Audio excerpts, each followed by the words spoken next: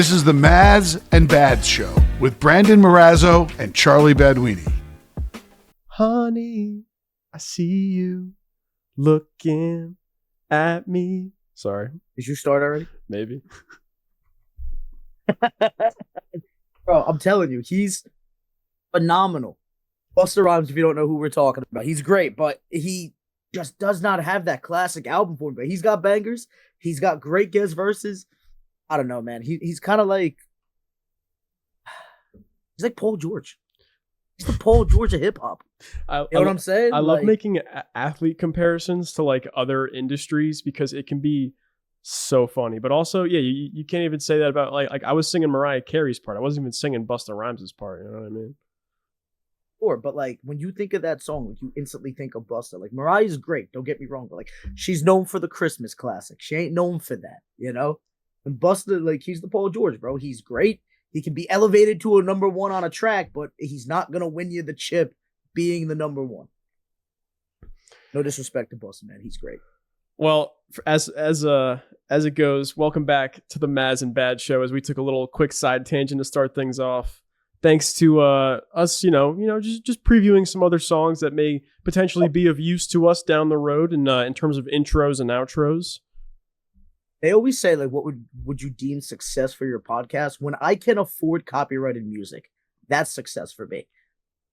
You know, and you want a side tangent? I'll give you a freaking side tangent right now. We're out. The dream's over. Euros 2024 still going on, but who gives a damn? Because we lost in penalties, and I'm not over it. Who'd they lose to? France. Was it? Matt Boucher, if you're out there, yeah. Congratulations, buddy. I hate you. Shout out the Boucher homeland. Had to pack Mazz up and send him back home. Oh, bro, it just wasn't fun. I thankfully there was like some family barbecues going on like this weekend to like take my mind off it. Otherwise, I would have just been sitting here in a cloud of darkness, with just hello darkness, my old friend. That's just would have been it, bro. You know. We're just getting through all the licensed... Came to cry about Portugal again. All the licensed music coming out today. I'm sure we'll find another... The goals wouldn't flow. I'm sure we'll find another opportunity to throw that back out there. But, I mean, what do you say we just hop right into sports, Mazz? I mean, we've already been off topic long enough. What do you say? I haven't even looked at the rundown, so hit me, baby. All right. So the first thing I got here, and I literally so the last thing we covered on last week's episode was the Donovan Mitchell extension. Actually, that's a lie. That was the JB Bickerstaff hire for the Pistons. So I literally just went to there on my Twitter feed and went up from there so we can cover all the ground that we missed over the last week, because it has been a week since we last recorded. So first things first, the Golden State Warriors, as we talked about last week, lost Klay Thompson, a longtime player. I want to say he was drafted there in like 2012 or something. So this is going to be his first season not in Golden State, and the Warriors had to fill that hole. They had to fill a hole at their starting shooting guard spot. A guy who takes almost 6 or 7 threes a game was just gone. So they had to fill that void somehow, and that void was filled by former 76er DeAnthony Melton, who's a great defensive player. Offensive game, not exactly great, but he's a stopper. He can get you stops. Buddy Hield, who is a great three-point shooter in the league. Over the last few seasons, I think since like 2017 or 18, he's like second or third in the league in most threes made. So he will be taking that three-point shooting volume that Klay left behind. I think it's interesting for both of those moves. The Melton one, I don't want to say like it's weird because like obviously he could be useful, but they already have a guy in Gary Payton I feel like could be in that role, you know, the second. But I don't know. But Buddy Hield, I feel like we've been dreaming about Buddy Hield to the Warriors just because of the style of play. Now, of course, like that could have been legitimately the third splash, bro, had the three of them been on the court together. Unfortunately, Klay's down in Dallas. We'll be wearing number 31, I heard, which is just an ugly number, man. Like, I'm sure 30s? It represents something that's great. 31 is horrible. No, 30's 2, 34 look good on Shaq, you know. 32 looks good. But even Steph Curry's 30 looks good. But 31, it's just, there's strong numbers and there's weak numbers. That is a weak number, you know. either it looks great on a jersey or it looks horrible. And I just think 31 shit ain't it, bro. But regardless of the fact, right? I think what they've lost in Clay, they have gotten back in these two moves. You got perimeter defense, right? It's going to be perimeter defense by committee, probably, if I had to guess. I mean, like I said, you have Peyton. They have other moves. Other players in terms of, Wiggins, Kuminga. I wonder if they're going to be getting shipped out at some point. I know that there's been talks, but nothing's come to fruition yet. And then Buddy Hield, I mean, if you're going to lose Clay, I can't think of a better replacement strictly when it comes to a catch and shoot three. So listen, They're making moves. They're staying relevant. They might have they've gotten Chris Paul off the roster. Clay is now moving on. They are moving forward. Are you surprised that Draymond's still there before Clay? No, because if Draymond was still there after he punched Jordan Poole in the face in practice, then he's going to be there as long as it seems like he wants to be there. Because, clearly he seems to have more clout or power in the organization than Clay, because Clay couldn't get the contract he wanted from the Warriors, and Draymond got his deal last year, and he's still here. He's not even he's not even in trade rumors on the trade block. Draymond's going to be a Warrior. Well, he's been the heart and soul of this team. Like, Steph Curry has been the best player, but if you want to talk about like strictly leadership, I think it's been Draymond Green from a vocal leader point. Apparently, he's very heavily involved when it comes to even their draft board and like their process and scouting of who's going to fit. He legitimately, I think, is the cornerstone of this dynasty. He will have a statue outside of that arena, which they've already said Clay's getting. I think Draymond's getting one too. I think he slept on. And everybody made such like a big deal about like that Jordan Poole thing. Like, yeah, was it a great look? No. But, I'm sure Jordan Poole was fucking reckless to him. And what does it say about Jordan Poole that you had your own teammate swing on you, basically knock you out, and then they shipped your ass out? What does that say about him? Yeah, you're not wrong. And that Jordan Poole for Chris Paul trade was a salary dump to get that Poole contract off of the Warriors' books. And that trade came full circle, as you said, Mazz, when Chris Paul walked in free agency, and they just that was the intention. They wanted to clear that cap space so they could sign guys like DeAnthony Melton and Buddy Hield. And the third guy they added was Kyle Anderson, who obviously played last year for the Timberwolves, Western Conference finalists. That one I didn't understand as much. Melton, I get. He comes off the bench. Buddy Hield slides into Klay Thompson's spot. But Kyle Anderson kind of plays the same role that a Draymond does. He's a defensive first guy. He can be an offensive hub where, he can pass the ball. He's got great basketball instincts and IQ. UCLA built. UCLA is NBAU, by the way. Throwing that out there. And yeah, I guess Anderson comes off the bench for Draymond, but like that one didn't make as much sense to me because he doesn't space the floor or anything, which is something that the Warriors really do seem to strive and look for when looking for fits on their team. When it comes to Mr. Anderson, right? I think it's a depth move. I love it. This is somebody who bought into a lesser franchise, no disrespect to the Timberwolves, but they do not have the history or recent history that the Golden State Warriors have, right? They made a run all the way to the Western Conference Finals and just couldn't get the job done, right? And they basically got dismantled by two different guys in Kyrie Irving and Luka Doncic. Yeah, you can talk about like the team, but two guys took them down. Sure. I think Anderson is a guy that fits in where, hey, Draymond's getting into foul trouble. We know he loves those technical fouls. I bet. Let's get somebody that can fill that role. This is not a starter move. It's a friendly team contract too. Like I think it was like 3 years and like the 26 million or something like that. Something like that, yeah. It's budget friendly and he's effective. He's somebody that knows how to play his role and is going to be perfectly fine for them. Yeah, so that's how the Warriors are going to be trying to shape up their roster. Like you said, Mazz, more trades could be made. I mean, they do have a lot of young pieces, and Kuminga, Moses Moody's still on the roster. They could parlay a couple of those young guys with some picks and try and go get a player like they were trying to do with Paul George when he was going to be hitting the market prior to him signing with Philly. But that's enough on Golden State. Moving over to LeBron James, who opted out of his contract, was technically a free agent this summer. He re-signed with the Lakers on a 2-year, $101 million contract.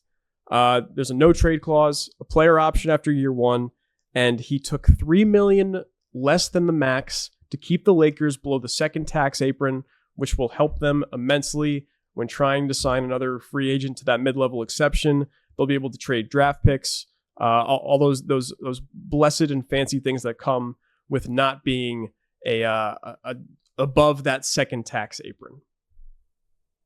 Yeah, so I think it just comes down to the fact of you're seeing LeBron, not that he's never done this, but he's literally all in. What is it going to take, right? I've already made my money. I've already am the most notable guy in the game that's still playing today. Like, yes, Steph Curry's great, but nobody is a bigger franchise name than LeBron James, right? Money's coming off the court. This is all about legacy. I don't need to be here. I want to be here, right? I need to get that fifth ring so that I can just close that gap from the other greats just a little bit more so that people can finally give me the respect that I deserve, right? Fair enough. Who are they going to bring in, though? That's my question. I have no clue.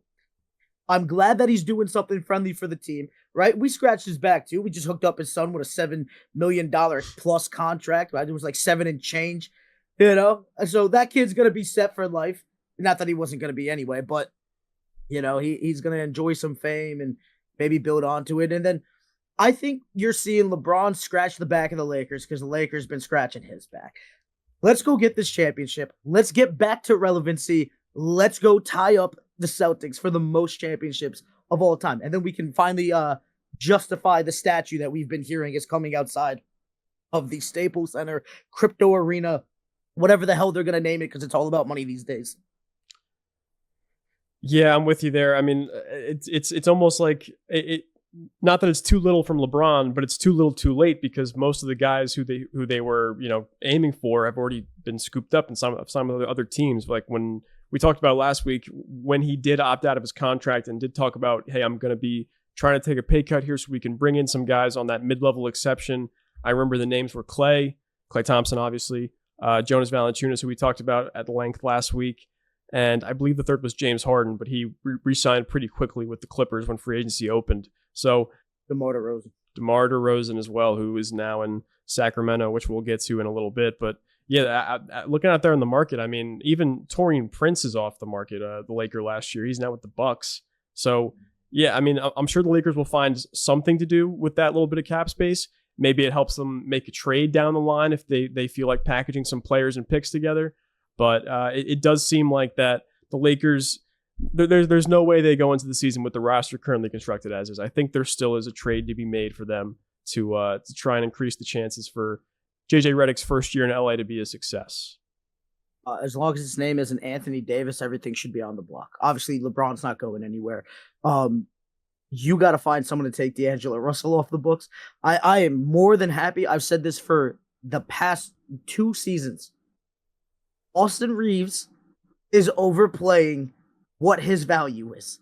Somebody is going to overpay for that. Ship him out of there as fast as possible. He's a new Kyle Kuzma. When Kyle Kuzma was on the Lakers, he was putting up 18 points. He was looking great. Everybody's like, oh yeah, Kyle Kuzma this, Kyle Kuzma that. No. Listen, it's not going to help you win. It's not somebody that you want to see in clutch time with the ball. Go get some winning pieces. Austin Reeves ain't the guy. Somebody's going to look at that and be like, oh, yeah, he's a bowler. Look at what he's been doing. Oh, my God. LeBron James is trusting him in the fourth quarter to take the shot. You can have that. I don't want it no more. All right? I never wanted it to begin with. I was just stuck with it. I think you got to get Austin Reeves out of Los Angeles. Who else has value? You got D'Angelo Russell, but teams have already really said, no, we're not interested in that. I think pairing that with an Austin Reeves, now you can get him out of there. I think you have to reset everything. There's no perimeter defense. The scoring that's coming, it's because nobody's scheming for it. I need a legitimate threat out there. I heard for months that they were tied with who just went to New Orleans out of Atlanta, DeJounte Murray, right? For months, DeJounte Murray, I was like, I'm fine with that. Like, he could be a third star. He can play perimeter defense. He could shoot from the outside. I'm not looking for Steph Curry. I'm looking for an outside threat. Austin Reeves ain't it. D'Angelo Russell is hot and cold. Like, he's literally icy hot, bro. You never know what you're going to get with that guy. And like, you talk about having ice in the veins. Yeah, it's because you come up in clutch moments every so often, or you're literally just cold from downtown, bro, because you just forget how to shoot. I need anybody with the exception of Anthony Davis, LeBron James. Roy Hachimura, thank you for coming in and giving us some valuable minutes. But if you're worth something, you got to go too. Jackson Hayes is like the only guy that I would consider even keeping if he decides to stop being like a crybaby, because I need help down low. But this entire roster, I hate it.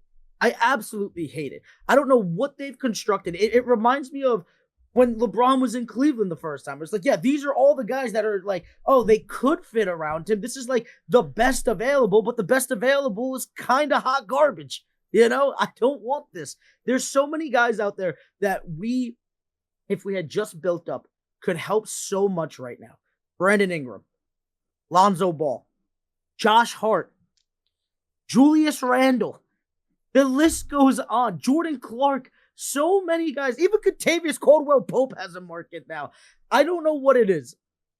A lot of those guys I just named, is because they were too young. I don't think they could handle the pressure of being what was supposed to be the next star. Brandon Ingram couldn't be the next star in Los Angeles, but I do think that Brandon Ingram could be a useful piece in Los Angeles. Lonzo Ball was doing everything but scoring for them. They were talking about him being the next Jason Kidd. Unfortunately, the injuries have been piling up with him in his career. But when he was down in New Orleans, he was absolutely killing it. And it all just stemmed from fixing his jump shot, something that we never took the time to do. The Lakers don't develop. And I've come to realize that. And I can sit here and cry about it. They need to make moves. That's their bread and butter. Free agency, making trades, because our coaching staff just is not it with development. Maybe it might be under JJ, but historically, who have they developed? Kobe Bryant? That's it. That's all I got for you. In the last 20 years, that's the only person I can name that they've truly developed. Well, when you say developed, what's your definition of what heights does that player have to reach to be considered developed? Because you could say Austin Reeves was developed by the Lakers. The guy was an undrafted free agent, came in, and now look at him. Last summer he signed a 4-year, $60 million contract. You think that Austin Reeves is winning you games? I mean, he walked into Boston this past season and beat the Celtics without LeBron or AD. So I mean, I would err on the side of yes. I mean, I agree with you that the Lakers should still have moves to make. I mean, the roster is not perfect, but Reeves is a guy that you try to hang on to and only throw into the package if it's it's the deal breaker. You're trying to acquire that third star that will perfectly pair up with LeBron and AD. But I think he should be the last,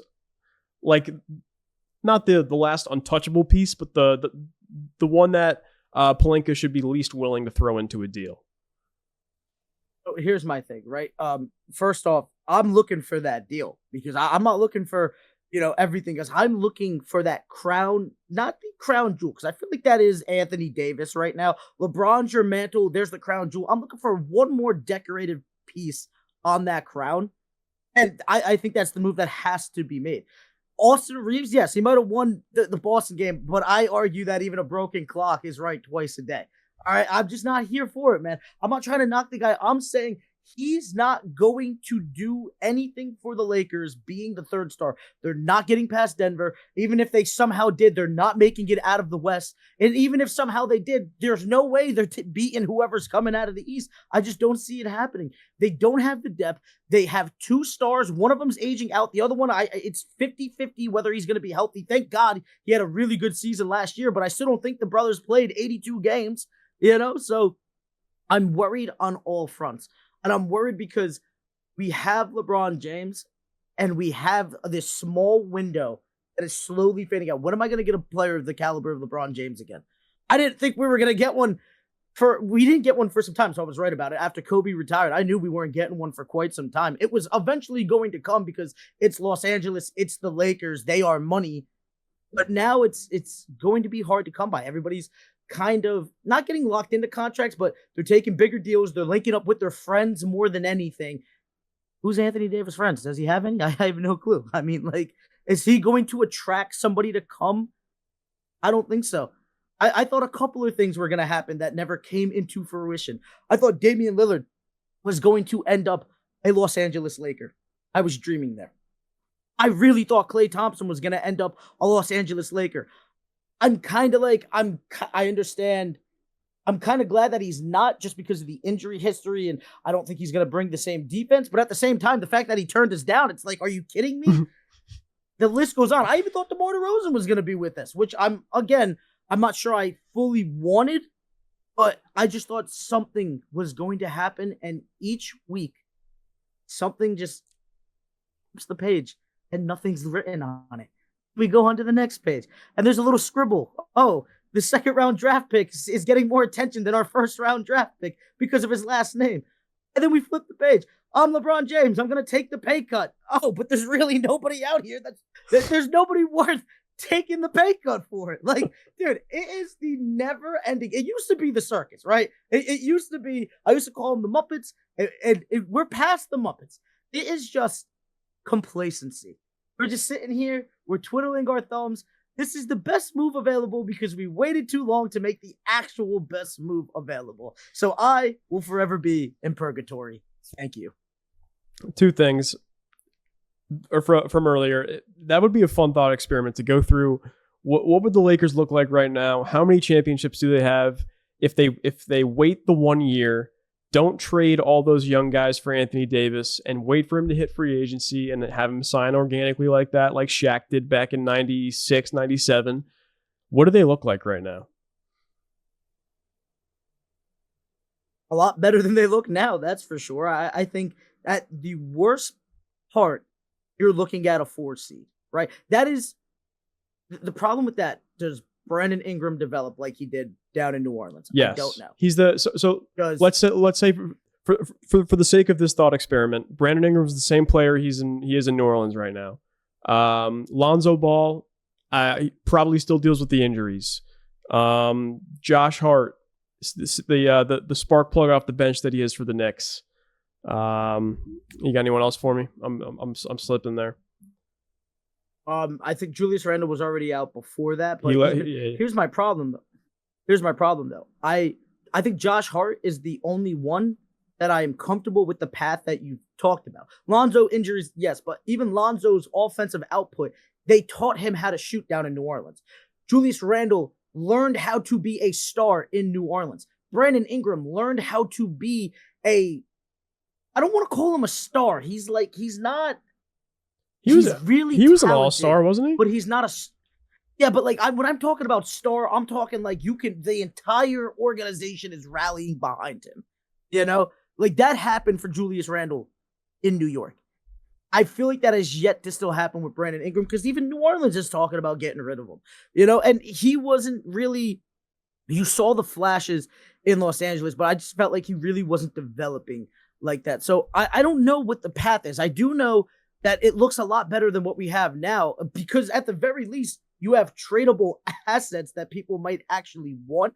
I just don't know how they would develop because it is hard playing for certain franchises. And the Lakers, I would say, is the hardest franchise to play for. I think the Knicks is a hard franchise to play for, right? Whether I think that's fan base and historic expectation. Historic expectation for the Lakers, fan base for the Lakers, fan base for the Knicks, right? Like there's just places where they are going to let you know we will boo you out of the city if we feel like you aren't going all in. Yeah, you're absolutely right about that. And I think the Lakers obviously feel that, and the Knicks to a lesser extent just because of how bad they were over the last 20 years. There wasn't really a whole lot of expectations until this team that's been assembled now. But one last note on LeBron James before we move on. He was voted by his USA Basketball teammates as the best player at USA Basketball Camp this last week. So imagine being 39 years old and still being the best player on that USA Dream Team that they have assembled right now. Do you really think he's the best player on that team currently? Yes, I do. Yeah. I don't know. I don't know, man. Who is? I feel like that's just they're giving him the respect. Who is? Who's on that team? Who's on that team, right? You got Steph, KD, Kawhi, Anthony Davis, right there. Drew Holiday. That's it for me right there. Steph. Is better than LeBron right now. Yeah, I think so. Would you trade LeBron for Steph straight up right now as a Laker fan? Yes. All right. Put down the crack pipe, man. Dude, I'm being you don't think he works better with Anthony Davis than LeBron does? Are you kidding me? No, They don't occupy nearly the same spaces, right? Now, don't get me wrong. They're not always like in each other's, dude, everything that I need. It is a 3-point game. I get the best 3-point shooter of all time. He's the only thing that's been consistent and working for the Warriors is Steph Curry. Bro, it's the age is playing the factor. We're not talking about them at their peaks. We're talking about right now. He's a little bit younger. All right. I'm getting him for more years. I think he complements Anthony Davis better. I think he's literally been clawing the Warriors single-handedly to stay relevant. Nobody else has really stepped up since the last time they won a championship. And you're waiting for Andrew Wiggins to do something. Nothing's coming of it. I'm surprised he hasn't been shipped out yet. They got Chris Paul. That doesn't work out. Klay Thompson, we already talked about the injuries. Draymond is Draymond, and he's great for leadership and everything else. But in terms of like actual performance, yeah, I think I want Steph. I don't want some empty stats that aren't going anywhere. I want buckets that are going to keep pace with me. Empty stats that are going nowhere? Maz, what are you saying right now? The Lakers made the playoffs this year. The Warriors didn't even make it out of the play-in tournament. And what happened the year before that? LeBron bounced them in the playoffs. Bro, because he's got Davis. Oh my goodness. And Steph's got Klay and Draymond. You're going to sit here and tell me right now, over the last 3 years, you'd rather have Draymond and Klay than Anthony Davis. That's what you're going to tell me right now. Not necessarily. You don't even believe that. Not necessarily, but... I'm not saying I don't want LeBron. I'm saying, yeah, I would rather Steph Curry. I'm going to get more years out of it. I think it complements Davis more. It does not operate the same spaces. Everything that I've complained about, 3-point shooting, perimeter defense. Now, granted, he's not locked down, but at least he can be comparable out there and not get completely, Swiss cheesed up unless it's Kyrie Irving, which I'm fine with. Kyrie's going to swish you regardless, But I've got Olay defense out on the perimeter. I've been seeing LeBron pick his moments a lot more, especially on the defensive side these days. The age is kicking in moments. And Curry plays defense? I just said he's not locked down, but it's more comparable than I want it over D'Angelo Russell any day of the week. Okay, but you can have D'Angelo Russell, but you can't have LeBron James.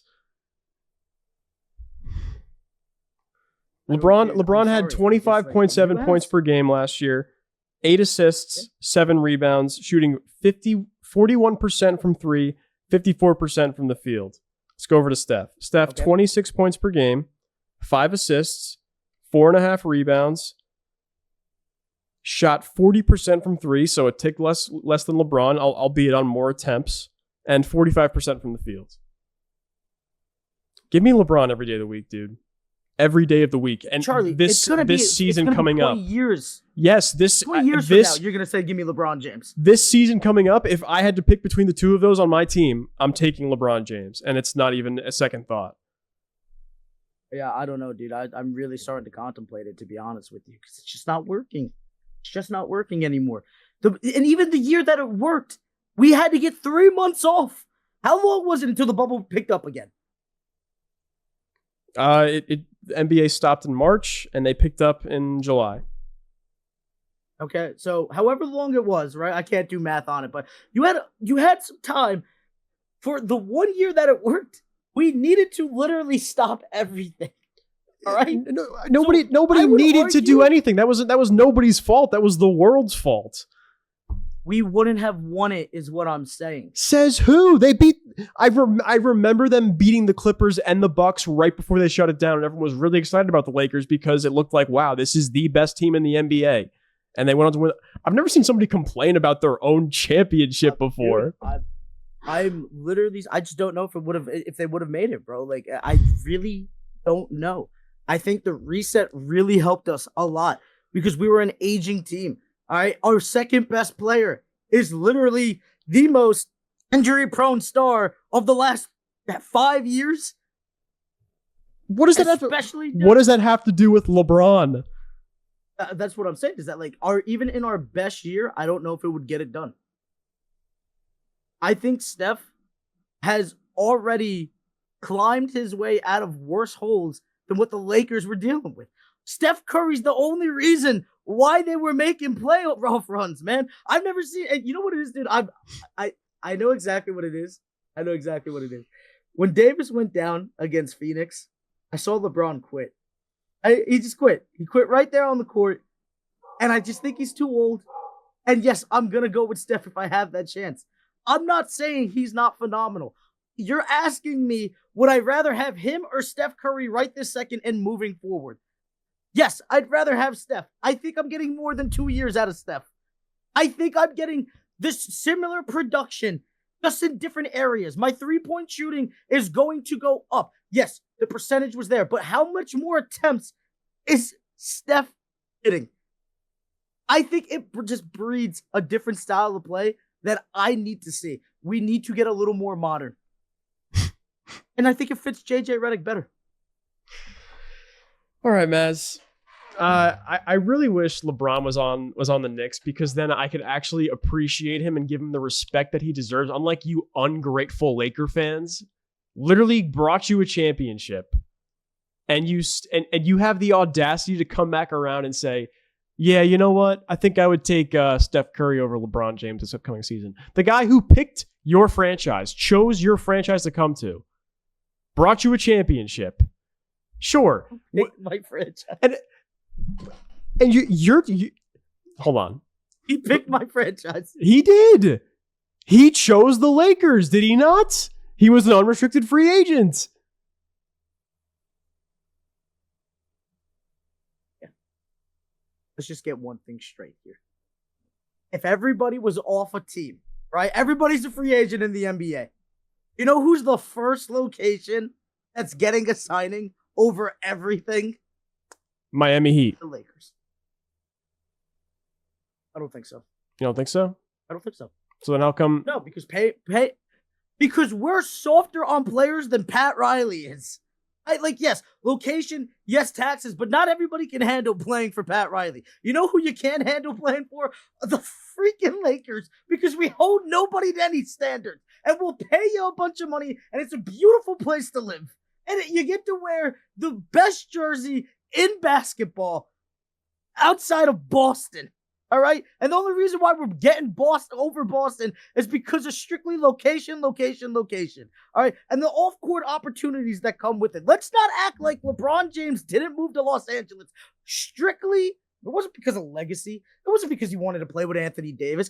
It was because they wanted to live in Los Angeles, and the off-court opportunities, which you already had plenty of, but it went up even more so. I'm going to get into movies. I'm going to get into even more commercials. I am going to not only be the face of this league, I am going to be a face of North American pop culture, even more so than I was in Cleveland and Miami, because I am in Media Hub USA, being out in Los Angeles.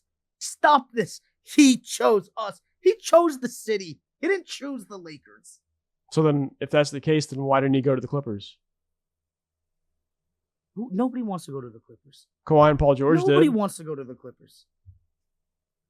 The only reason why they wanted to go to the Clippers is because they were able to team up with the Clippers. Kawhi literally said, if this Paul George deal doesn't get done, I'm going to Los Angeles. That's known. We've been known that. The only reason why it's not is that Kawhi didn't want to be in LeBron's shadow. He was willing to do it if the Paul George Lincoln wasn't going to happen, but he firmly believed that him and Paul George could be almost like the next Scotty and Mike. That went so great for them. It was horrible. It was a failed experiment, right? But Kawhi wanted to go home and wanted to be the guy. He said, let me go get my boy and Paul George right now. This franchise will literally make any move that I want. That's the only reason why I'm considering going here. Because if you can't get this Paul George deal done, I'm just going to go win chips with LeBron and AD. And even that, I don't even know if it would have happened, because would he have even been on the court? I have no clue. While they're on the court, it's probably the best three players that's ever been assembled on a team. And I think it would have done something while they were on the court. But the injury history scares me a bit. Like when LeBron is playing the most games at his age, the other two got problems. And I just think, and here's my thing, right? It's not that I'm saying that Anthony Davis is better than LeBron, right? I'm talking about Steph pairing up with the better. It's just that we are stuck with AD for the long run. I'm not stuck with LeBron for the long run. The sun is going to set. He is going to go off and enjoy one of the greatest retirements we've ever seen. He's going to be an owner of a team one day. He's going to do a ton of stuff in sports, in maybe even politics, philanthropy, you name it. This guy is going to go enjoy life. But the fact of the matter remains this. He's around 40 years old, and the sun's going to be setting. So I have to start thinking, what is better long term? Because I don't think Steph's winning a championship with AD. If I just swap them out right now, I just think it's better for the longer run. So the question wasn't long term; it was just for this upcoming season specifically. And I positioned the question like that because of LeBron's age, because he could retire after this next year. But I'm saying for this upcoming season, one season, give me LeBron over Steph Curry every day of the week. I don't think it matters. I think you're getting to the same All spot. Right. Okay. So for me, I took that as like this season and moving forward, like starting right now, who are you taking? And it's got to be Steph because I'm playing the long game. Because I don't think who is out there to make a trade for, even if it's with Austin Reeves, even if it's with D'Angelo Russell. Like our Godfather package, quote unquote, is peanuts. I wouldn't trade it. There is somebody out there that I think is going to see value in it, and maybe there's a star, quote unquote, that can come in there and we could get like a really good player. But even that decoration piece, I don't know if it's going to be enough. I don't have faith in this organization. I'm sorry.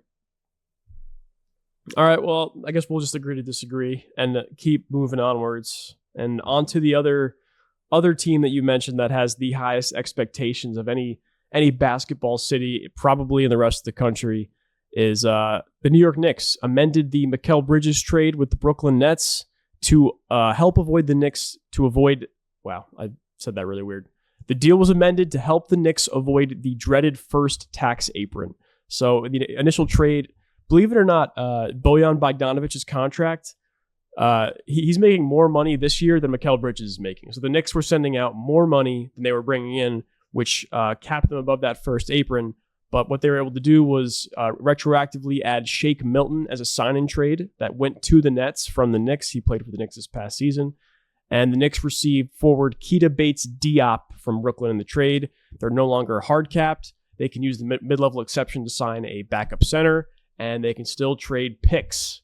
So really great amendment for the Knicks as they once again walk away from this deal, taking the money to the bank and laughing about it. All they do is win right now when it comes to these offseason moves, bro. Who's having a better offseason than them? I mean, it is insane. Don Leon back at it again. It's all about making the numbers work, moving around. It's almost like committing like a financial crime, like, oh, let's just hit the book over here. We can make this move over there, backwards dealing over here, and then boom.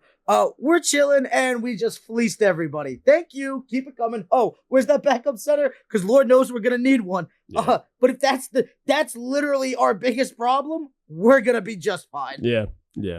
And just like you said, Shake Milton's contract, in order to properly execute a sign-in trade, the contract needs to be at least 3 years in length. So the Knicks signed Shake Milton to a 3-year deal that all the money's guaranteed year 1, years 2 and 3 basically don't even exist. The Nets can veto or decline that option after year 1, and so it works for both teams what they wanted. The Knicks maintain flexibility going into the summer and into the season, and the Nets get some more money that is going to evaporate soon that they can use to sign more players. So about the Nets, dude, I'm the most frustrated franchise ever. They did, I don't want to say everything right, but from, hey, how do we turn things around? Oh, we have all this money to spend. Let's go. We lured KD away from the Knicks, right? Now, granted, you guys didn't offer him like a full max contract. Like maybe you should have, maybe you shouldn't have. Like it's looking pretty good that you didn't right now. So good for you guys. But who knows? But at the time, we were all like, dude, you have a chance to get Kyrie and KD. Like, are you crazy for not taking that? Like, so at the time, yeah, you guys were nuts, but you found a way out of it. Nobody thought you were going to. Good for you guys for that. But if you're the Nets, right? I got KD. I got Kyrie. Oh, and then somehow we lured James Harden here. Then we fire a coach. We're barely on the court together. Our best run, Kyrie's not even on the court. James Harden's got a pulled hamstring, when they're playing the Bucks. And it just falls apart. And the next thing you know, the egos start playing and the depth is nowhere to be found. The coaching is nowhere to be found. And we just literally have to blow it up. And now we've traded KD and Harden, whatever. We got some assets. Ben Simmons, who we took a risk on, is going nowhere. Mikal Bridges, who's supposed to be our new guy, we've already shipped him out because we just cannot build around him. It's not his fault. It's not that we don't appreciate him. It's just everything else here is hot garbage, and we got nothing else going on here. So we have to go hit the reset button again, which I just feel like every 4 years they have to dump everything. This poor franchise. It's insane because Brooklyn is such like one of the like expensive like places to live and up. I don't want to say like an up and coming neighborhood, but like they are building a lot over there. But they're still a poverty franchise. They cannot get it to go. I don't know, man. Come back to New Jersey. We'll love it. It's no hard feelings. I was just about to say Barclays is a beautiful arena, but I think the Brooklyn Nets need to either ship it out up to Seattle, or like you said, come back to New Jersey, because I just don't think there's a spot for them in New York. The Knicks have been around for so long and are so entrenched in the city. There's never going to be a diehard. I mean, I'm sure there's a couple diehard Brooklyn Nets fans out there. We know one ourselves, Anthony Cafone, but it's just like they're never going to have a long-term sustainable fan base that's going to be selling out that Barclays Arena on a nightly basis like Madison Square Garden does. It's just not going to happen. I feel like for them, like the Net, I don't want to see them go to Seattle because the Nets is such like an iconic franchise, right? Like maybe that's just the Jersey talking in me, but I do believe that there's a place for them. I just don't think it's Brooklyn. I think, like you said, that there's no space to share in New York. They will forever be a little brother team. They haven't been there. Like they bounced around, once they went to like New Jersey, it was like New Yorkers were like, forget that. We're all Knicks if we weren't already all Knicks. And then to come back and it was like, even like New Yorkers were like, if I'm a Brooklyn fan, it's strictly just to say that I was there at the beginning when they got to Brooklyn, and I've hated it ever since. And even then, when they were there, you had Brook Lopez, you had De'Aaron Williams. Like there was franchise guys. There has not been franchise guys since. You thought it was going to be KD. You thought it was going to be Kyrie. You even thought it was going to be James Harden. But the second they had a chance to, they booked on you. So. They need somebody that is going to actually want to be a part of the organization, that is going to, other than just, oh yeah, they can afford my friends to come here. Like somebody just needs to breathe some life back into this culture. And it all starts with them, one, being competent, and two, making some right moves. Like, yes, they've had Claxton, they've had Jared Allen, they've had Karis LeVert. And what do? Get out the door. Thanks, guys. Thanks for coming. Those were their guys. Spencer Dinwiddie. Those were your guys. They were young. They were losing games. I hear you. But they were going out there and fighting for you every night. I think that's worth more than bringing in bigger names that might just split on you like a banana split in a bunch, pun intended, in a couple of years. You need to find guys that want to be there for the right reasons. It's not easy. I feel like the only way to really start that up from the ground up is you either go a Knicks route of just kind of building a long-term culture with a coaching staff in place, with a few players here and there who are not subject to the turnover of the roster, who are there long-term, like a guy like what Julius Randle did for the Knicks, or the other route is, of course, you draft a superstar and the team just kind of molds itself around him. You know what I mean? Well, I think you have to look. I think it starts with a coaching hire, right? Like let's not act like they haven't had a good coach before. They shipped him out, and then they bring in Steve Nash, who was looking okay, but then it's like you have this constant rotation of coaches, and who's it going to be? Like you need to find your forever guy. The reason why Julius Randle worked was not because the Knicks had all the confidence in Julius Randle, with all due respect, who I love. It was just, hey, we can afford this. He's been balling. But we actually have faith in Tom Thibodeau. We have faith in a GM, right? Like our front office, like this is solidified. This is where we have trusted. And now we have a player that's being elevated. Oh, and now we can bring in another guy who we think could do the same thing and it's going to be relatively cheap for us. That's where those moves start. You build a culture, you build a game plan, you build a foundation for success. I cannot believe the Knicks did it, but they have. Yeah, they figured it out. Figured it out with the help of Julius Randle, Jalen Brunson, of course. And I also like to shout out RJ Barrett, Emmanuel Quickly, guys who did get shipped out, but we're definitely there from the get-go to build that foundation up to where they are now. So shout out those guys. But moving onwards, the final major piece that was moved around, and one of the names that LeBron mentioned as a guy who he wanted the Lakers to bring in, DeMar DeRozan, is now part of a 3-team sign and trade deal between the Chicago Bulls, the Sacramento Kings, and the San Antonio Spurs. So I'm going to break it down team by team. So DeRozan signs a 3-year, $70 million contract with the Sacramento Kings. The Spurs receive Harrison Barnes from the Kings. I think that's an expiring contract, so an asset for them. And the Bulls receive a young player in Chris Duarte and 2 second-round picks. So obviously the main headliner here, the Sacramento Kings starting lineup now includes De'Aaron Fox, DeMar DeRozan, and Domantas Sabonis. I like it. I like it a lot.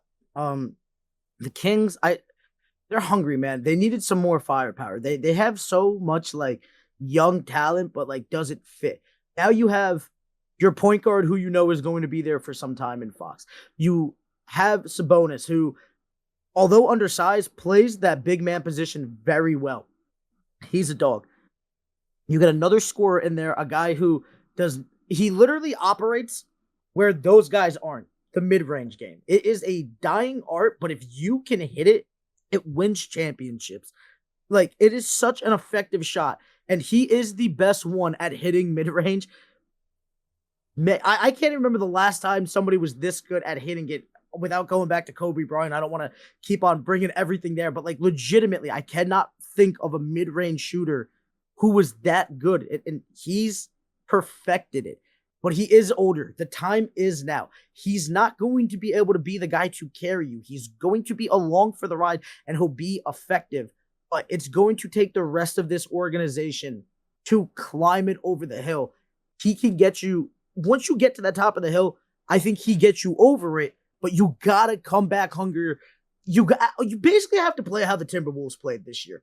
All out defense, everybody buying in, and just clawing for everything. I think we've seen the Kings do that 2 years ago, particularly. They just got to get back to those ways and make this move matter before it's too late, because the sun's setting on them too. If you don't get this done, who else are you going to get? You're not luring free agents to Sacramento. You got to trade. You have to. Yeah, that's something that Sacramento Kings fans and even people who even worked for the organization in the front office it is literally impossible to lure a big time free agent to the city of Sacramento. It's just not a draw. Like, you look across the NBA, and most of these cities are, they're the hub of the state that they're in. They're the capital of that state. Sacramento, not so much. But back to the DeRozan trade, I don't. Chucky. Yeah, I think Sacramento might be the capital. No, it's not. I capital of California. Wow, I sound like a total idiot right now. Like I was saying, the DeRozan deal, I don't love it for the Kings. And apologies to the city of Sacramento. It is obviously the capital of California. It's just like Mazz was saying, there's just a lot of other more richly populated and cultured cities in California. But DeRozan, how he fits with the Sacramento Kings, I don't really love it, because he doesn't really, like you said, Mazz, he's elite mid-range game, probably the best mid-range shooter in the NBA right now. He doesn't space the floor for the Kings. I feel like his game is a lot similar to a De'Aaron Fox's, where he's trying to get as close to the rim as he can to try and lay it up and in or shoot it.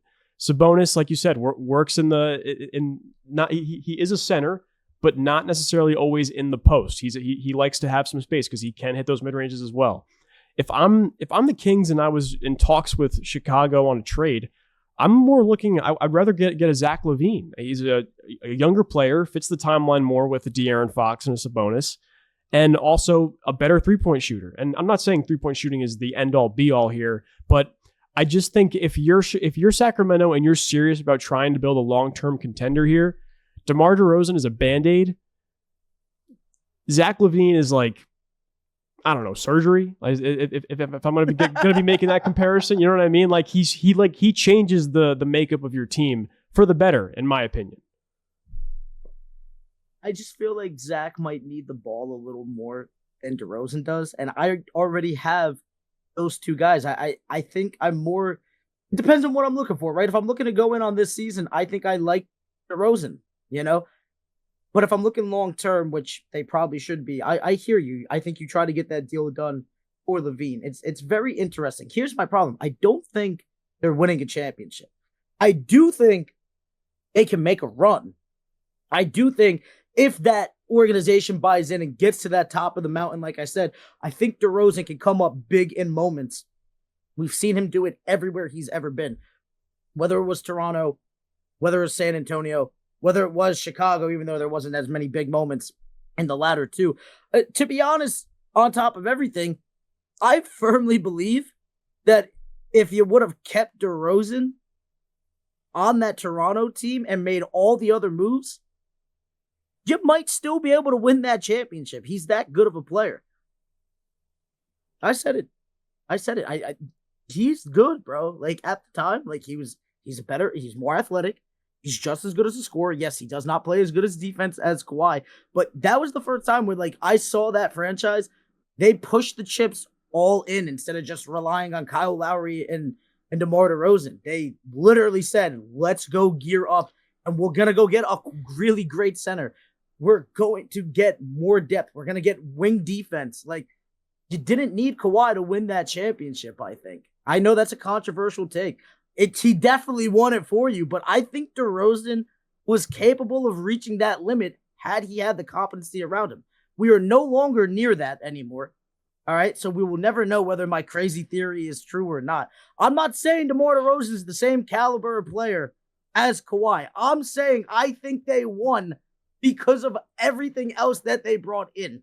If they don't make those moves and they just brought in Kawhi, they're not winning that. It's not happening. You needed Gasol in there. I think you needed Danny Green to come with it. You needed to just clear up some space, right? Fred VanVleet was able to emerge and got more keys to the city type thing.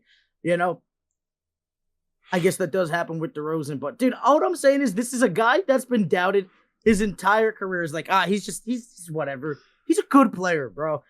I think he legitimately can help a franchise that is competent. The problem is, the only time he's ever been on a competent franchise, well, Toronto got competent when he left for that one season, right? But San Antonio was literally in this, nowhere. Thanks for coming, buddy. Thanks for putting up these stats. We got LaMarcus Aldridge here for you, but that's all we really got going. You know, this is a victim of just the wrong place at the wrong time. And this could be a place for him. And I hope it is.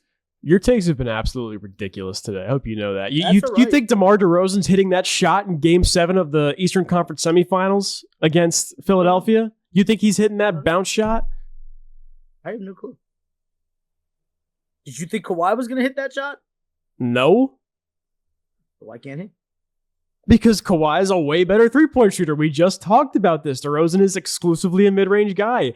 I don't care. You could add Marc Gasol. You could make sure that Pascal Siakam's there. OG Anunoby is still there. Fred VanVleet.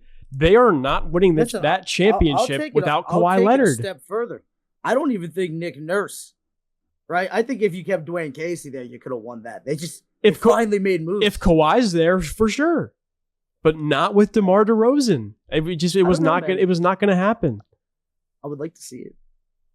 I'm just saying. Like, he didn't even want to leave. That's a guy who bled for that city, man. The problem is it was just him and half of Kyle Lowry. There was nothing else. You're not wrong, but they were the 1 seed the year before. I mean, that's not nothing. And okay, all right. God forbid we give love to anybody but LeBron James, right? Oh my goodness. I'm only Kawhi Leonard, the guy who beat LeBron, is the only one that's capable of getting flowers on top of it, right? That's not even true. Show some respect. I've given so many flowers today. I've given flowers to who? Austin Reeves? To Austin Reeves. To Austin Reeves and not DeMar DeRozan? I gave flowers to Julius Randle today. I gave flowers to RJ Barrett and Emmanuel Quickly today. I don't know why you're giving flowers to RJ. There's no flowers that's needed to be made for RJ. Thank you for being a part of that trade, which at now is fantastic. Great. Good for you. But at the time, I still stand by it. You gave up way too much. I think you could have acquired it without having to give up all that because RJ's the Prince of New York, but really he's the Prince of nothing. All right. That was unnecessary and also very hurtful. So I'm gonna forget you said that. Good. And one last note on the NBA here. Sacramento Kings, floor and ceiling. Hit me. Ceiling, 3 seed. I said it. I think the absolute ceiling is a 3 seed, and they make the round before the Western Conference Finals. That's the absolute best that I think it's going to be. I still think that everybody else is still better. I still think that they're hungrier. I still think that there's just better talent out there. Like, De'Aaron Fox is good. Sabonis is good. I just don't know if they're the guys that are going to be able to win you a championship. I think DeRozan helps, but I don't think it gets you fully there. I'm not worried about DeRozan. I'm not even necessarily worried about them. I'm worried about the organization, the coaching. I'm worried about everything else surrounding it. And I just think that there's bigger players that are going to come up in those bigger moments for them. The ceiling, I think it's exactly what I said. If they do better than that, kudos to them. When it comes to the floor, it could be disastrous. Yeah, it could absolutely be disastrous. It could be a seed potentially. That's where I'm at too. I think the absolute worst case scenario here is probably a play-in tournament. I mean, I think that's where they were last year, and they'll probably get back there again at the minimum. And then yes, at most, I could see them maybe winning one playoff series potentially, depending on their opponent. But I don't think they're getting past any of the big boys in the second round. That's for sure. You run into Denver, I'm not favoring you. You run into Dallas, I'm not favoring you. OKC. You run into Minnesota, OKC, like all these guys, even the Lakers. You run into the Lakers. You're not winning that series. And I think we're winning that, you know? And that's with the bums that I got right now, you know? But, however, they're young and they're hungry. Nobody saw Minnesota coming, right?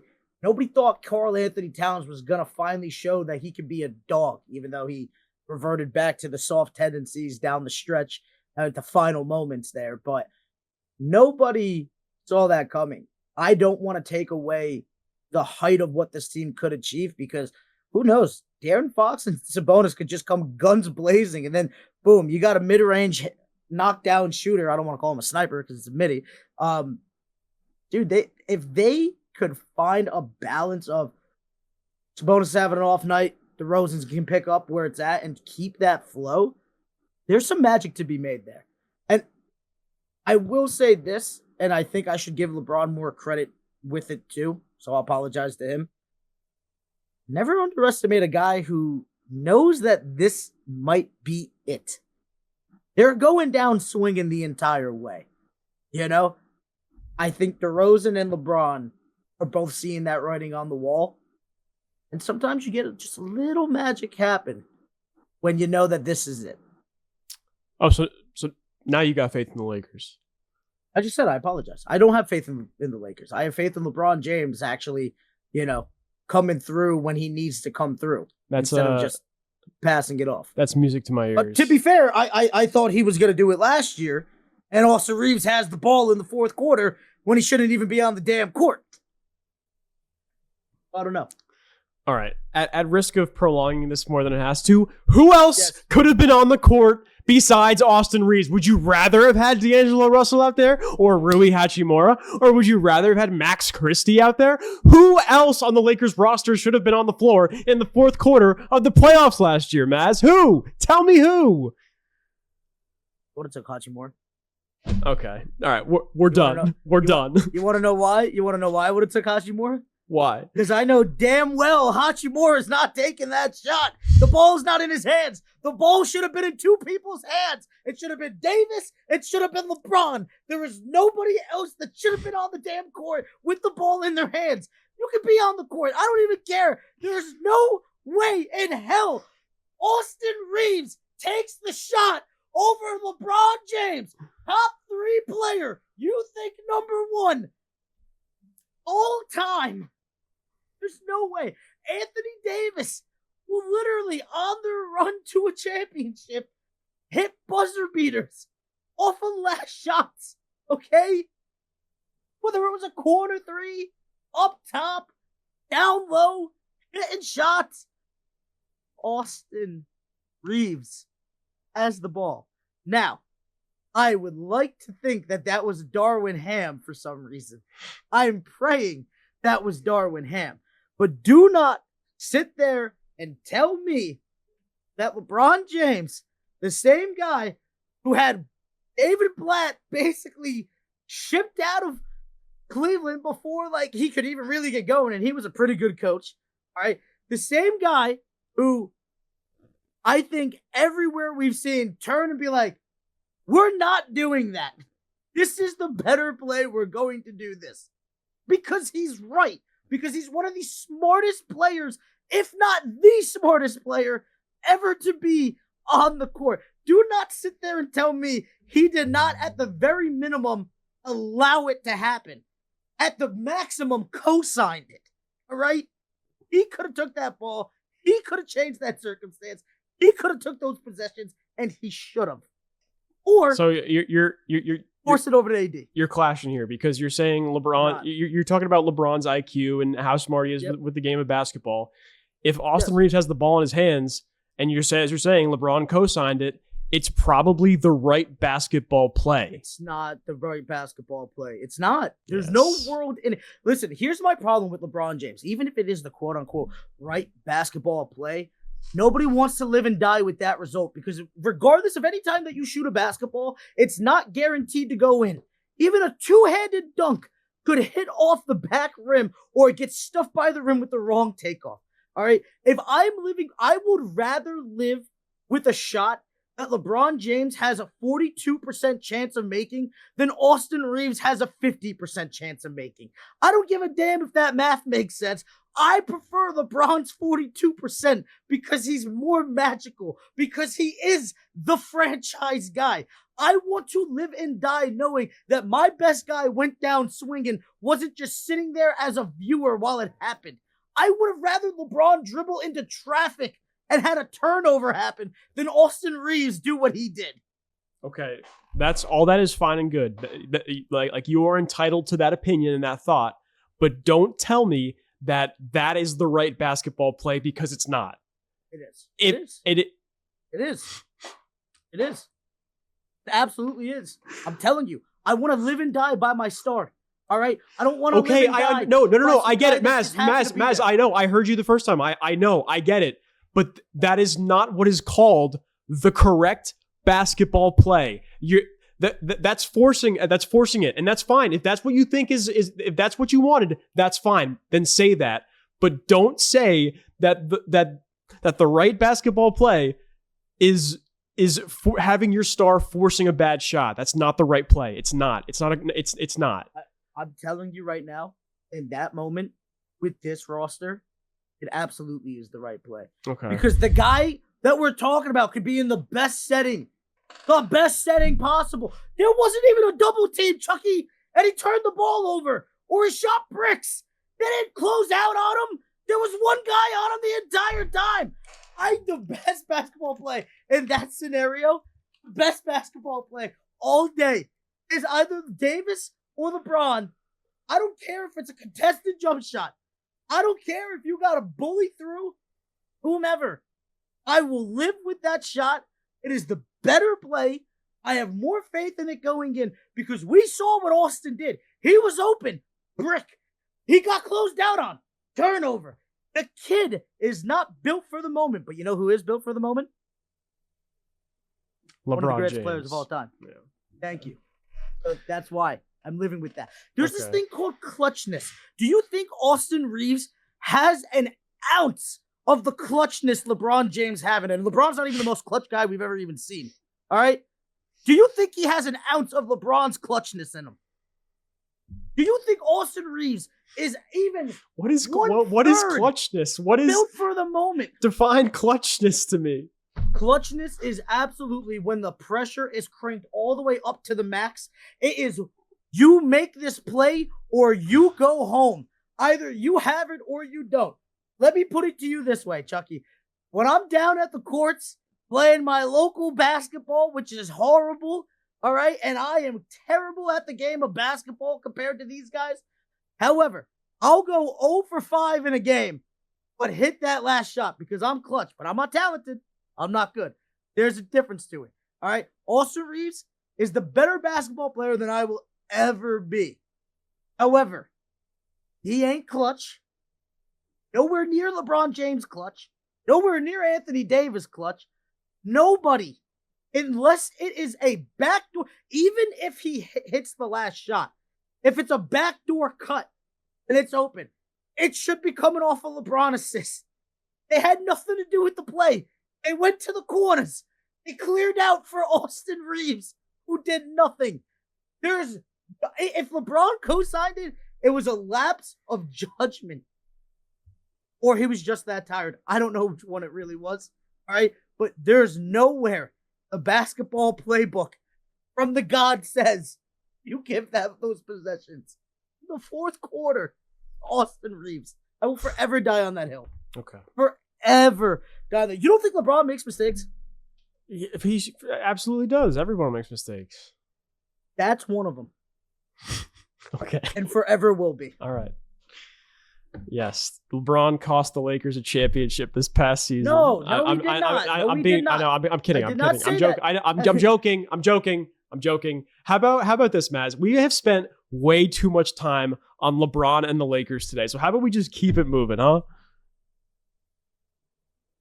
Yeah. Wait, I genuinely think we've been going for I'm gonna guess an hour now. I think 30 minutes have been dedicated to LeBron and the Lakers. Brought it up, bro. I'm passionate about it. I will forever die on that hill. I want Austin Reeves shipped out of Los Angeles so bad. He's not a bad player. He's just not great. And he's in my starting lineup. He's my third star. And just like this conversation, get on out of here.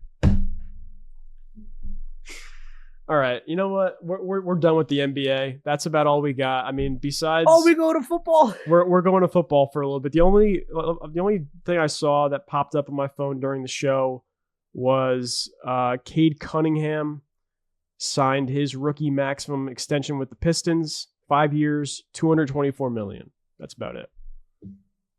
I got football news for you. What's that?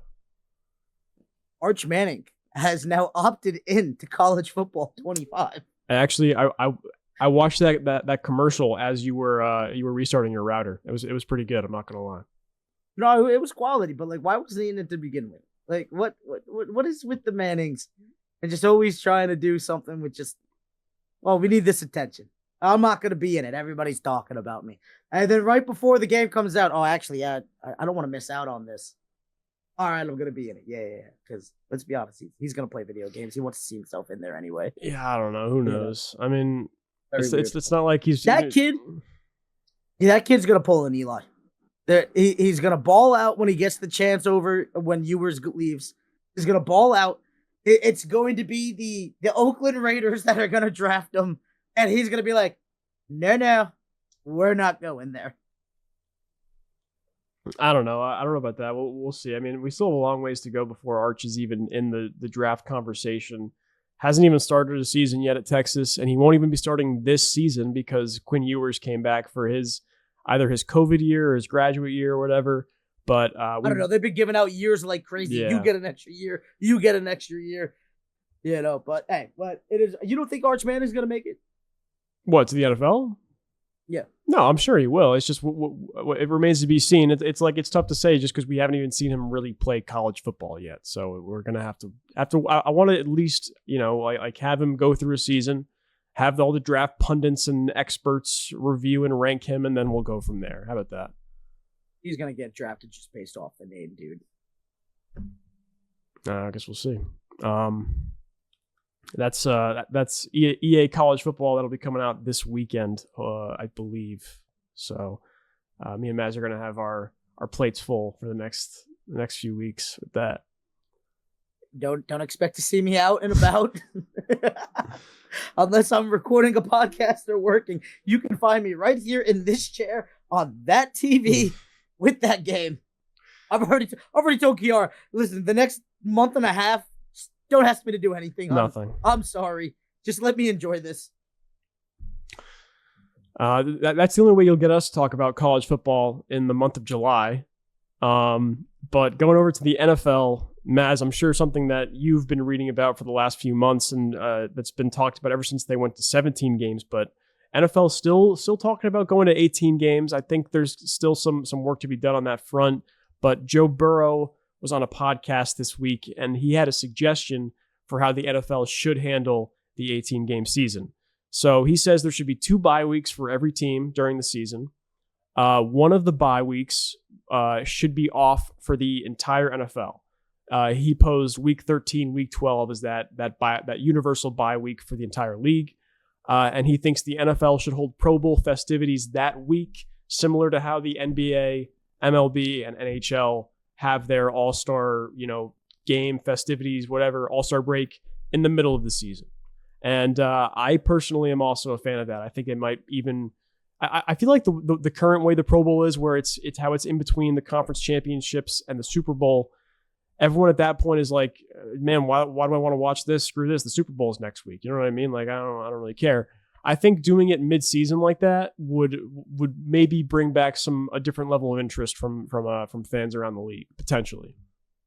I always thought it was weird because, it's supposed to be like the Pro Bowl, but like the best quarterback is never playing at it because he's preparing for that Super Bowl. Like the best players are normally, barred none, are not going to be partaking in the festivities. That's a great point. Yeah. Why do I want to go look at the, third, fourth, and fifth best player when like the guy that I want to see go against the other top players aren't even going to be there because they're preparing for something that legitimately matters? Yeah. I'm fine with that. I think going to 18 games is ludicrous. I think we saw, dude, there was a lot of injuries the last 2 seasons in football. I don't really know what is going on here. The game's not more violent than it's ever been. I just, things are different. I think guys might be training way too much. I think that there's just way too much games happening.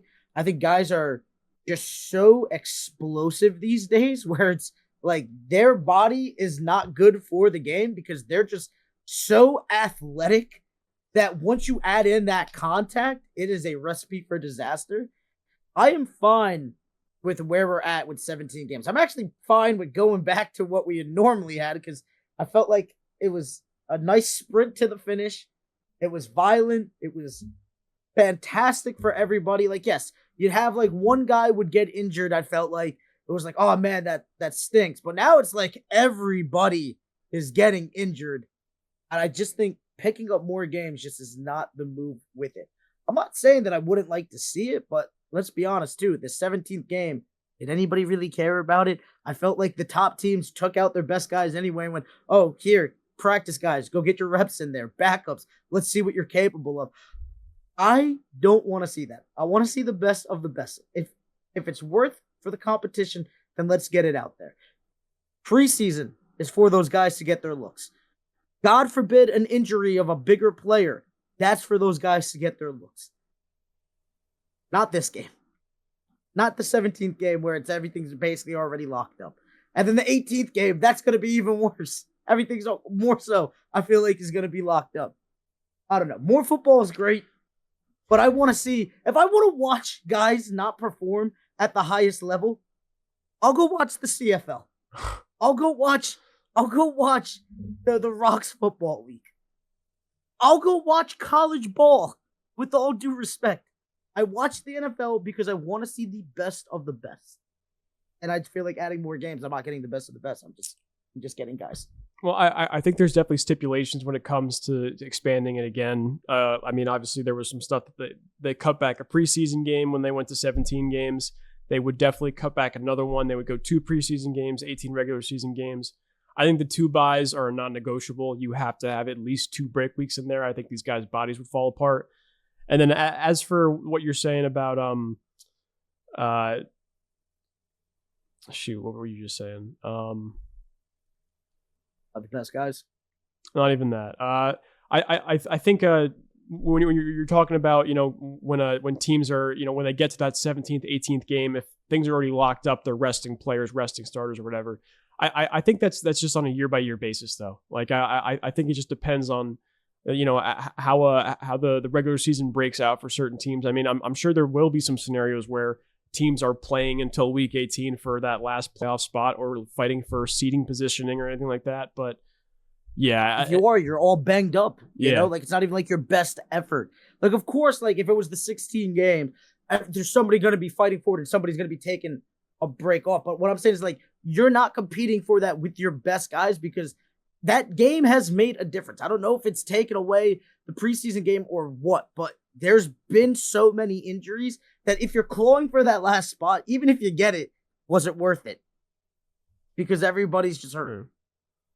You know? And then I guess maybe a Band-Aid for the injuries thing, expand the roster to 56 guys, 57 guys instead of just having the 53. You've already kind of started. You've already kind of started to see that with, you know, you can have an extra quarterback without taking up a roster spot. I think you could see some more stuff like that going forward, especially because the NFL, they will never go back to 16 games. That's never going to happen, and I don't think too much money to be made. And I don't think they're going to settle on an odd number in 17. I think 18 is eventually where we're going to end up with that. Where does this stop, though? Where does this stop? Well, we're gonna get to 20. No. I think 18. You think we were ever getting to 18? Yeah, I think that groundwork was laid. How long ago? When were you convinced that we were getting to 18? I mean, I don't think we're. I don't know. It was just like. There's definitely there's talks of expansion in not just the regular season, but in the number of teams in the league as well. You could be seeing a team in Canada and in England, Mexico City, and I think once those international conversations started, that's when they said, all right, how can we expand the game? How can we have more games? How can we, you know, it's all about the streaming money too. More games is more revenue from Amazon, who will pay for that extra game to be streamed on Amazon Prime or Netflix, who's doing Christmas this year or something. You know what I mean? I don't really know. It just reminded me of something. Oh, did you see the lawsuit NFL has to pay? Yes, because of breaking Sunday Ticket. Yeah, good God. That is a kick in the family jewels, man. That is wild. I'm not mad about it, though. NFL will make that back in a year. I mean, like, that's... Sure. But, like, it wasn't great, like, PR-wise, I felt like. No, but it worked It's out. not going to hurt. It's not going to destroy or anything, but, like, it definitely stung a little bit. Like, I saw that, and I was like, what? And the worst part is a lot of people didn't even hear about it because NFL Network refused to cover it. Even ESPN was treading very lightly around it because they did not want to piss off their NFL daddies. You know what I mean? It's just like, sorry, that was a weird way to say that, but I mean, am I wrong? No, because football reigns supreme. It's the biggest money draw. So yeah, you're absolutely going to tread lightly, especially when it's like, you know, this is, we have a good relationship. We have a lot of access to their players, access to their content, that kind of thing. We show their Monday night games. You know, that's a big money draw too. So no, I get it. It's just thank God for Bleacher Report because that's how I saw about it. Yeah, exactly. You know, but like when I saw it, I was like, whoa, did not Never saw that coming. Yeah, shout out those independent news outlets like Bleacher Report. I got most of my information on that from Pro Football Talk. They were doing a pretty good job covering it. But speaking of ESPN, which we were just talking about, as little doggy dog's coming into Mazz's room right now as we speak, there was a ESPN poll around the NFL of coaches and executives on the top 10 running backs in the NFL. And I think that might be number one right there, right next to your arm, Mazz. What's right next to my arm? Yeah. The number one running back in the NFL. Oh, dude, I'll tell you right now, he's a beast. Takes out my knee at least twice a week whenever he gets excited. Everyone's past me. I think he could be the next Air Bud. Legitimately. The only problem is that he'll just end up just licking the other team once they tackle him. Just like, oh, I love you so much. Oh, hey, buddy, how's it going? All I'm saying is don't let him get to the second level. Don't let him get to the first level, dude. All right, because like he's running through linemen too. He's 60 pounds. He's 60 pounds of just pure energy. I believe it. I believe it. All right, but you want to hear this list of top 10 running backs per NFL coaches and executives? Yes, start from the bottom. Bottom up? Okay. Number 10, Travis Etienne. Number 9, Derrick Henry. Number 8, Jahmyr Gibbs. Number 7, Josh Jacobs. Number 6, Bijan Robinson. Number 5, Jonathan Taylor. Number 4, Saquon Barkley. Number 3, Nick Chubb. Number 2, Breece Hall. Number 1, Christian McCaffrey. I don't love the list. I'm fine with everybody's on it. I firmly believe that Derrick Henry's too low on it. Too low? Yeah, that's the only problem that I have. I think he should be higher. I think he's proven that he should be higher. Dare I say, like, being with like the Titans, I feel like he's had like the worst situation out of like everybody, barring Breece Hall, of course, with offense. But yeah, I just think, especially for the situation, like, is this just based off of like the player, or does the situation matter here is my question, because Baltimore is going to be a great spot for Derrick Henry, I believe. Oh, I'm 100% with you. I think the only reason why he's so far down on that list is because of his age. But have you seen him slow down? That's what I'm saying. I don't. We could talk about age all day, right? I'm so sick of hearing about a player's age. When the production falls off, we can have that conversation. And I know what you're thinking right now, because I've been tough on LeBron, but he's been picking moments. That's why I don't want to touch that right now. I have not seen Derrick Henry really slow down. Yeah, there was a little like injury that happened, but like what? These guys had like one injury, I feel like, his entire NFL career that it's like you even talked about, and it wasn't even that major. He's still a beast among men. He's in a better situation. He has a better offensive line. It's literally a run-first team, maybe the only run-first team in the NFL coming into this year. Like, I'm just so sick of everybody talking about how Derrick Henry's on the decline when nothing's really declined. Yeah, I would still move. I would move Derrick Henry up from 9 to. I'm going to put him at 5, so that knocks Jonathan Taylor down to 6, Bijan Robinson to 7, Josh Jacobs to 8, Jahmyr Gibbs to 9, Travis Etienne at 10. And people are going to hate this too. I think Saquon might be a little too high. You know, now don't get me wrong, Saquon is great for the Giants when he's on the field, but as I said, the best ability is availability. You want to talk about slowing down? Saquon has played way less games than Derrick Henry has. Good point. I got Bijan over Saquon this year. So I don't have like the context in front of me. Are they saying this is the top 10 for this upcoming season, or maybe it's the 10 that you would take like right this second, as in like, you know, going forward for the future, which would make sense as to why like a guy like Breece Hall is so high up, as he's only going into his 3rd year. But if that's the case, like, I'm still fine with McCaffrey being one with what he's shown. Me too. If that's the case, I think Gibbs and Robinson are both way higher on that list. Breece is fine there. No problem. I'm not mad about that. I do not understand how Derrick Henry is so low if you're worried about age and availability and all that stuff. With Saquon sitting at what you say, 4? 4, yeah. Yeah, like, I'm sorry. No, thank you. I love Saquon in terms of a talent. Like, dude, he's great when he plays. He was the only thing worth watching for the Giants the past 3 seasons. But he ain't better than some of those guys on that list. I'm sorry. Not happening for me. And the only name I think I would swap out here, ETN at 10, I think I would swap him out for Isaiah Pacheco. I love the way that guy plays. I think he's a very slept on running back. Just based off the way he runs puts him in that top 10 conversation for me. Yeah, I mean that's the guy he's looking to blast through a chest every chance he gets, right? Fearless. But I just think when you look at Travis Etienne, he's kind of like a lesser version of McCaffrey. You know, I could work it into that passing game. He's shifty. Like I'm fine with him being in that top 10. Pacheco, I like watching him play, but is he better than Etienne? I don't know. Same thing. And going back to Saquon, I think he's more talented than, like, in terms of talent. Yeah, I think he's there, but the ability and the availability is what matters for me. You know, so we'll see what happens. All right, Mazz. That's what's your top 10? I mean, this is like if you had to give me your top 3 running backs in the NFL for this season, is it that list for you? CMC, Breece Hall. And who was third? Nick Chubb's on this list.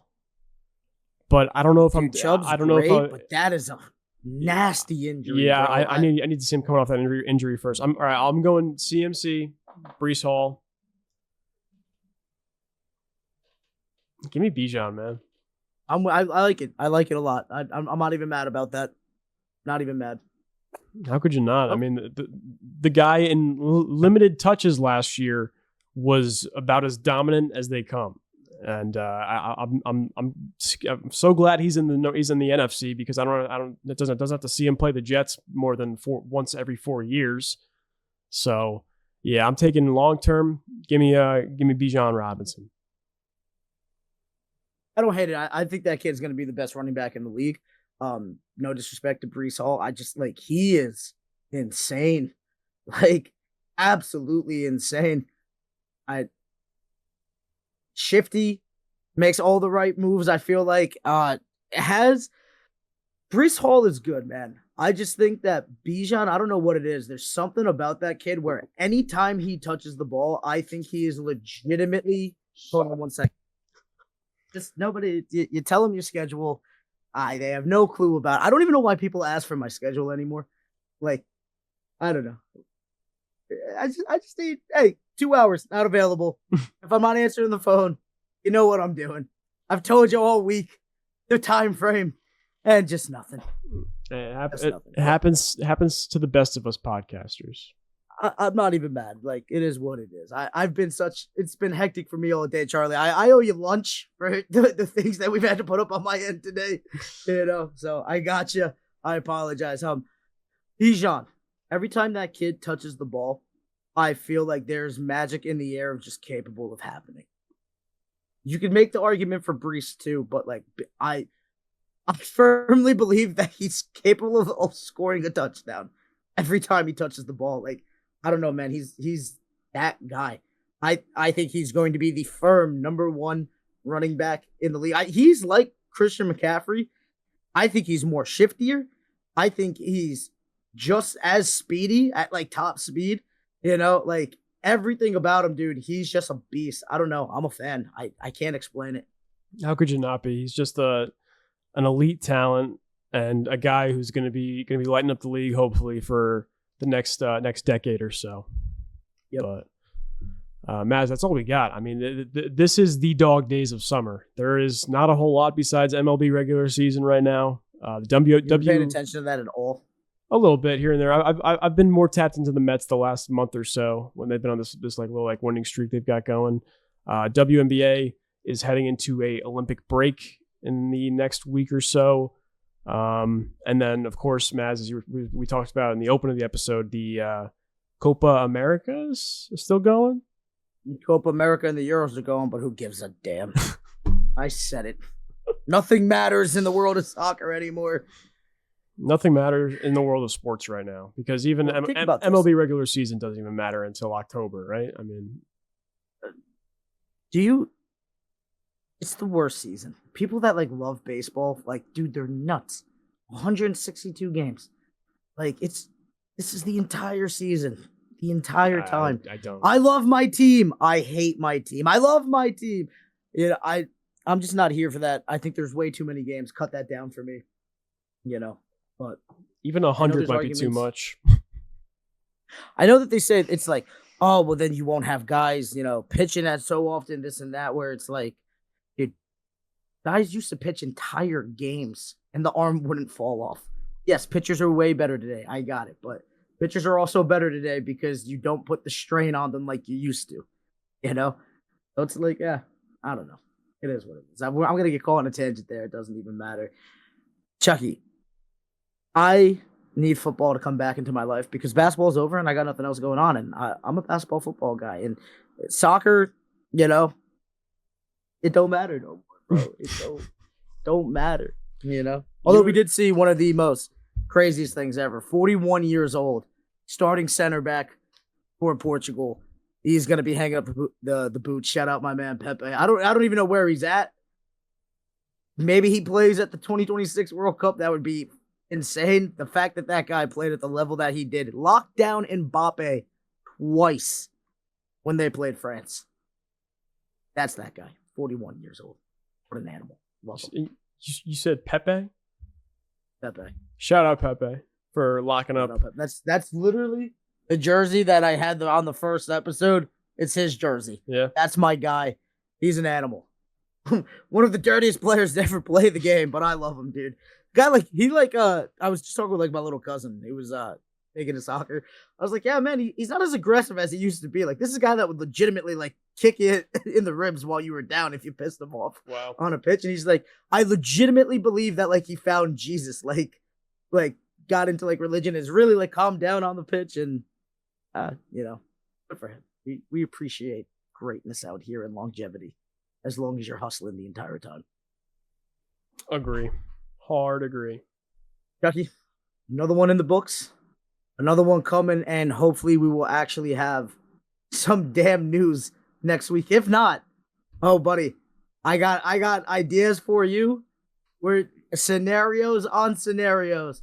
It's going to be coming. But hopefully we don't got to get to that because I like keeping those in the chamber for when we really need them. True. Hopefully some breaking news come. I need some NFL news in my life besides players switching the names on the back of their jerseys, which is all that I've got. And Dak Prescott being in a walking boot.